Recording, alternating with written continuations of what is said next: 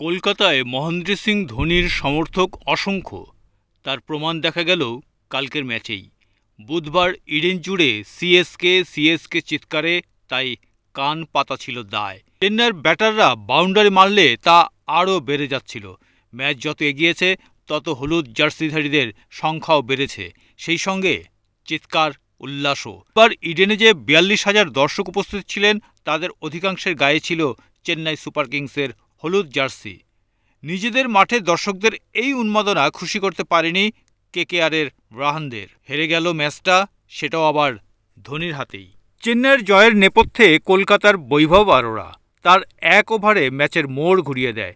১৮০ run তাড়া করতে নেমে প্লে অফের মধ্যে ৫ উইকেট হারিয়ে ধুঁকতে থাকা একটি দলকে এক ওভারে ৩০ রান এনে দেয় বৈভব। চেন্নাই ম্যাচে ফিরে এলো ওই এক ওভারেই।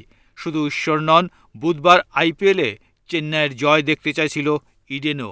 সেই মাঠেই খুঁজে পাওয়া গেল পুরনো ফিনিশার ধোনিকেও, যিনি ম্যাচ শেষ ওভার পর্যন্ত নিয়ে গিয়ে জিততে ভালোবাসেন। সেটাই করলেন বুধবার। সময় বুঝে খেলা বদলে ফেলতে পারেন ধোনি। ৪৩ বছর বয়সেও পারেন ইডেন, সেটাই দেখল। এবারের আইপিএলে ছন্দে নেই চেন্নাই সুপার কিংস। প্লে অফের দৌড় থেকে ছিটকে গিয়েছে তারা। তেমন একটি দল দাপটের সঙ্গে খেলল ইডেনে। বল হাতে নূর আহমেদরা কলকাতার ব্যাটারদের কাজটা কঠিন করে দিয়েছিলেন। শেষ দিকে আন্দ্রে রাসেল কিছুটা রান করায় চেন্নাইয়ের সামনে ১৮০ রানের লক্ষ্য দিতে পেরেছিল কলকাতা। ২ বল বাকি থাকতে সেই রান তুলে নেয় চেন্নাই। নূরের জন্য আলাদা করে অনুশীলন করেছিল কলকাতা, কিন্তু সেই নূরই ৪ উইকেট তুলে নেন বুধবার।